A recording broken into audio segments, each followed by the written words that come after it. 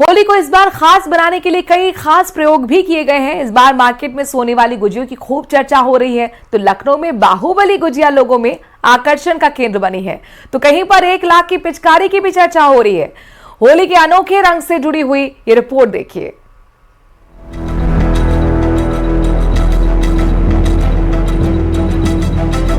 कहीं 50,000 की गुजिया, कहीं 1 लाख की पिचकारी, कहीं रंग खेलने के लिए चांदी की बाल्टी।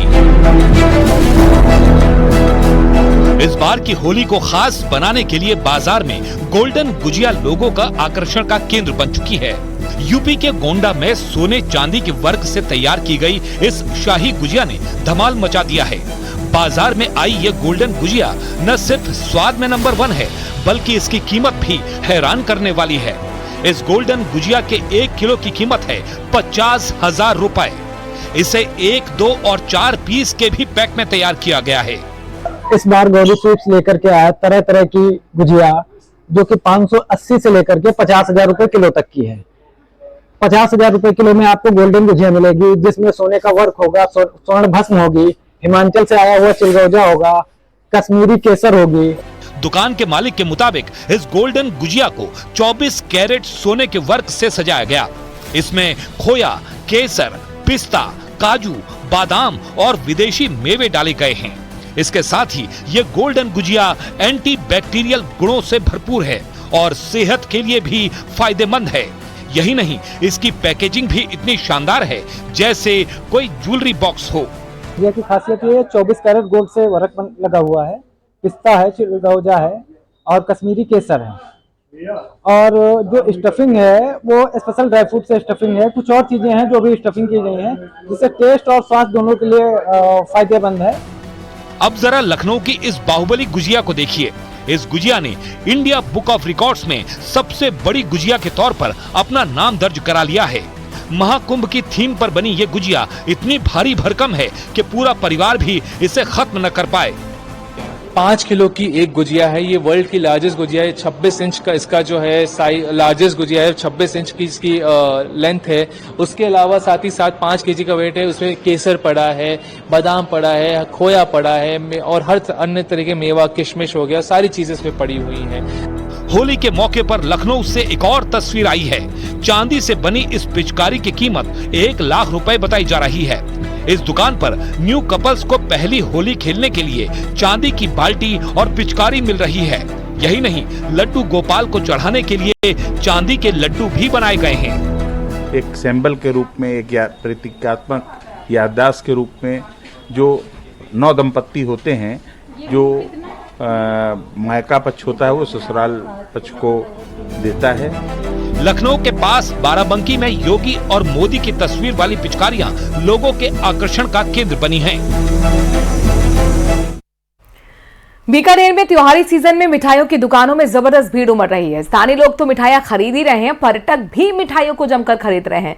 इसके अलावा देश विदेश से भी होली पर यहां की खास मिठाई गुजियों के लिए ऑर्डर आ रहे हैं।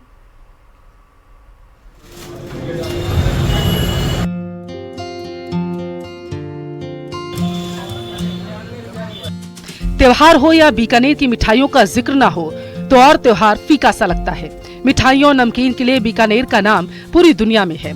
यहाँ की भुजिया और रसगुल्ले तो फेमस है ही, बीकानेर की होली का खास मिठाई गुजिया भी प्रसिद्ध है। यहाँ होली की जबरदस्त डिमांड है। होली के खास मौके पर दुकानदारों ने भी कई फ्लेवर की गुजिया बनाई है। इस मिठाई की दीवानगी ऐसी कि लोग एडवांस ऑर्डर देकर मिठाई बनवाते हैं। और हम लोगों ने जो गुजिया में वेराइटीज है वो भी हम लोगों ने इस बार 6-7 वेराइटीज निकाली है। नॉर्मल गुजिया जो अवेलेबल है वो तो है ही है, उसके साथ में ड्राई फ्रूट गुजिया है, रोज गुजिया है, पाइनएप्पल गुजिया हो गया, चॉकलेट गुजिया है, कीवी गुजिया है। 4-5 तरह के अलग अलग फ्लेवर्स हैं ताकि कस्टमर्स को हर तरह का स्वाद उपलब्ध हो पाए। बीकानेर में बनने वाली गुजिया लोग स्पेशल गिफ्ट पैक में दूर दूर तक अपने परिवारजनों और परिचितों को भेजते हैं। यहाँ घूमने आने वाले लोग भी यहाँ की मिठाई ले जाना नहीं भूलते। मेरे को जो अच्छा लगा, जो इनकी भुजिया दिखे वो सारी ले लिए, कुछ स्वीट्स लिया है। मेरे मित्र भी है, वो भी साथ में आए हैं, वो पंजाब से आए साथ में। हमने खरीदी है मोती पाक, गूंजी है इनके, और दूसरी रसमलाई। बाहर से भी आते हैं और बाहर से भी वैसे ऑर्डर आने शुरू हो जाते हैं 15 दिन पहले, तो उसके अनुसार जैसे रसगुल्ला है, गुलाब जामुन है, राजभोग है और देसी घी की कुछ मिठाइयाँ हैं, वो बराबर जो मतलब वहाँ पर 10 दिन में 5 दिन में पहुँच जाती हैं, उसके अनुसार ऑर्डर आते रहते हैं बाहर के भी। बीकानेर की खास मिठाइयाँ त्योहार को और भी खास बना देती हैं। इस बात का अंदाजा इसी बात से लगाया जा सकता है कि देश में तो लोग बीकानेरी मिठाइयों की दीवाने हैं ही, विदेशी से भी यहाँ पर्यटक आते हैं आनंद लेने के लिए मिठाइयों का। विक्रम जगरवाल, न्यूज़ 18, बीकानेर। और राजसमंद से बड़ी खबर आ रही है, जहां पर होलिका दहन कल होगा। नाथद्वारा और कांकरोली में होलिका दहन कल होगा। मंदिर परंपरा के मुताबिक दहन किया जाएगा। नाथद्वारा में होली मंगरा पर सूर्योदय से पूर्व दहन होगा। कई किलोमीटर दूर तक रोशनी देखी जा सकेगी। कांकरोली में भी होली थड़ा में दहन होगा। होली दहन देखने के लिए सैकड़ों श्रद्धालु पहुंचते हैं। नवजात की पूजा के साथ ही विभिन्न धार्मिक अनुष्ठान किए संपन्न जाते हैं।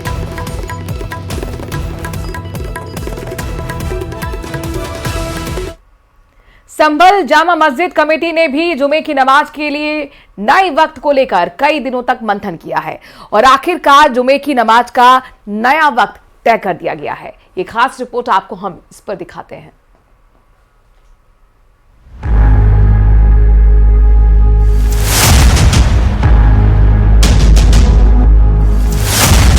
संभल में ढक गई मस्जिदें।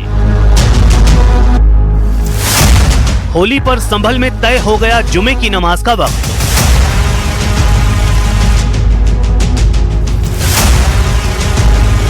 साल में एक होली और 52 जुमे को लेकर जो संग्राम शुरू हुआ था, उसका करीब करीब समापन हो गया। होली के दिन जुमे की नमाज को लेकर प्रशासन ने वक्त भी मुकर्रर कर दिया और इसे लेकर गाइडलाइंस भी जारी कर दी। होली के लिए जुमे की नमाज दोपहर 2:30 बजे पढ़ी जाएगी। नए वक्त पर जुमे की नमाज को लेकर मुस्लिम पक्ष सहमत हो गया है। प्रशासन की ओर से जारी गाइडलाइंस मानने को भी मुस्लिम पक्ष तैयार है। मुस्लिम धर्म गुरुओं की ओर से अपील की गई है कि होली के दिन मुसलमान उन रास्तों पर न जाएं जहां होली खेली जा रही हो। इंसानियत की रस्सी ढीली होगी तभी शरारती तत्वों को मौका मिलेगा। लिहाजा एक दूसरे के लिए बड़ा दिल दिखाइए और मुस्लिम समाज से मैं गुजारिश करूंगा, जो भी नमाज का टाइम मुकर्रर किया गया है उन्हीं वक्तों पर जुमे की नमाज अदा करें और उन रास्तों पर जिन रास्तों में होली जलती है या होली खेली जाती है या रंग खेला जा रहा है, उन रास्तों पर जाने से परहेज करें। संभल जामा मस्जिद कमेटी ने भी जुमे की नमाज के नए वक्त को लेकर कई दिनों तक मंथन किया। पिछले 3 दिनों से मस्जिद कमेटी इसी पर चर्चा कर रही थी और अब जब प्रशासन की ओर से इसे लेकर तस्वीर साफ कर दी गई, तो मस्जिद कमेटी भी दोपहर 2:30 बजे जुमे की नमाज पढ़ने पर सहमत हो गई। शहर की अमन, शांति, सौहार्द और भाईचारा बनाए रखने के लिए हमारा ये ज़रूरी है कि हम शाही जामा मस्जिद में होली के दिन, जुमे के दिन नमाज जो है ठीक 2:30 बजे पढ़वाएं, ताकि पूरी तरीके से हमारे शहर संभल में सुकून और अमन बरकरार रहे। हम अपना काम शुरू कर देंगे, इंशाल्लाह हर कीमत पर कल सुबह करने की कोशिश करेंगे। तो ऐसे ने अभी आपसे संपर्क अभी हमसे कोई संपर्क उन्होंने नहीं साधा है, संपर्क नहीं किया है। जैसे ही संपर्क करेंगे वो हम उन्हें बता देंगे कि हमें सुबह से काम, क्योंकि हाई कोर्ट की गाइडलाइंस के हिसाब से हमें जल्दी से जल्दी रंगाई पुताई का काम पूरा कर लेना। किस टाइम से शुरू करने की कोशिश? सुबह को वही 8 बजे से शुरू होता। तो लेबर और मजदूर वगैरह सब कलर सब खाली सब चीज आ जाएंगी। एसआई की टीम जैसे ही आएगी ऐसे ही काम शुरू करवा देंगे। कैसा लग रहा है आदेश को देखते हुए आप? अरे हम बहुत खुश हैं। हम हाई कोर्ट का बहुत शुक्रिया अदा करते हैं, वेलकम करते हैं। बहुत बहुत हमारे लिए खुशी की बात है कि हमारी पवित्र स्थल हमारी शाही जामा मस्जिद संभल की पुताई होगी, सजेगी। रमजान का महीना है, जैसे हमेशा से सस्ती चली आई है रमजानों में, बहुत खुशी की बात है। इसके लिए प्रशासन लगातार लोगों के बीच बातचीत कर रहा है। गड़बड़ियों की जांच के लिए सीसीटीवी और ड्रोन से निगरानी हो रही है। किसी भी हालात से निपटने के लिए QRT यानी क्विक रेस्पॉन्स टीम बनाई गई है। संवेदनशील स्थल हैं और 64 हमारे मेले और जो मेलों में जो जुलूस होता है और शोभा यात्रा है वो निकलेगी और मेलों की संख्या कुल 16 है। शांति समिति की बैठक तात्कालिक रूप से 37 की थी। उसके बाद हमने मोहल्लावार और ग्रामवार सारी शांति समिति की बैठक की। मजिस्ट्रेट और पुलिस ऑफिसर को तैनात किया गया है ताकि किसी भी प्रकार की कोई भी समस्या होने पर सीधे हमें अवगत कराएं। मतलब प्रशासन की ओर से ना तो कोई कसर छोड़ी जा रही है और न ही तैयारियों में कोई कमी रखी जा रही है, ताकि रंगों का त्योहार होली भी मनाया जाए और जुमे की नमाज भी शांतिपूर्वक संपन्न हो जाए।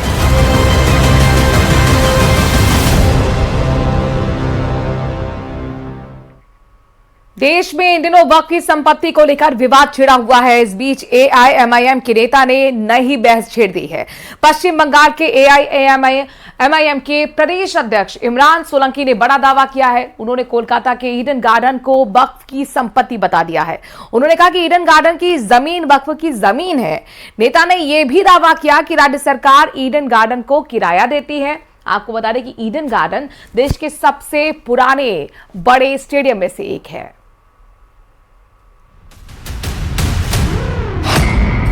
संसद से सड़क तक वक्फ पर विवाद, वक्फ की जमीन पर नेताओं के दावे,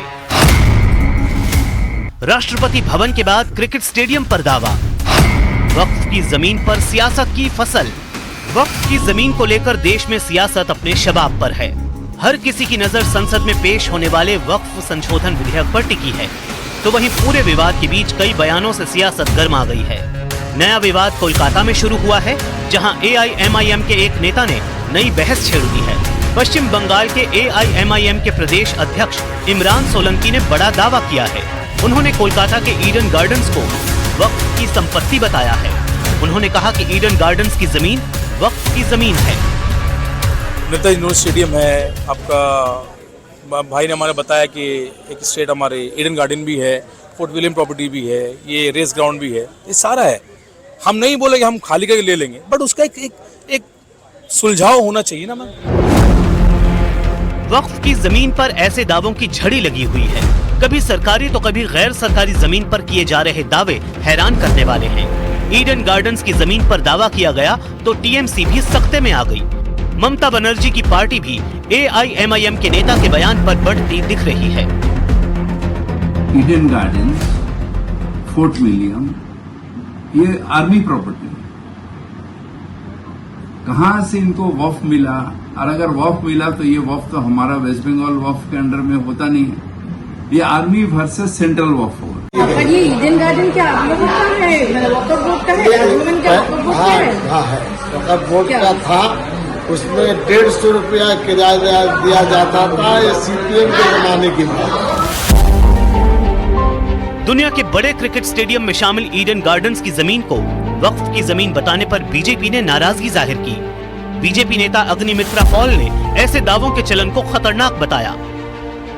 वो भी उन लोग का ही संपत्ति है। इनफैक्ट सारे दक्षिण कलकत्ता का जो संपत्ति सारे ही ऑलमोस्ट वक्फ बोर्ड के संपत्ति है। अब ज्यादा दूर नहीं है कि कालीघाट का महाकाली का मंदिर भी वो लोग बोलेगा कि वो वक्फ संपत्ति है। ये पहला मौका नहीं है कि जब किसी संपत्ति को इस तरह से वक्फ की संपत्ति बताया गया है। संपत्ति को लेकर 40,951 केस वक्फ बोर्ड ट्रिब्यूनल में लंबित हैं। 9,942 केस मुस्लिम पक्षकारों ने दायर किए हैं। इससे पहले संसद भवन को वक्फ की संपत्ति बताया गया। महाकुंभ क्षेत्र के एक हिस्से को वक्फ की संपत्ति बताया गया। बेट द्वारका को भी वक्फ की संपत्ति होने का दावा हो चुका है। वक्फ बोर्ड संशोधन बिल पर जेपीसी की रिपोर्ट संसद में पेश हो चुकी है, लेकिन अभी बिल पेश होना बाकी है। ऐसे में उम्मीद है कि संशोधित बिल के बाद नया कानून बनने पर सभी पुराने विवादों पर विराम लगेगा।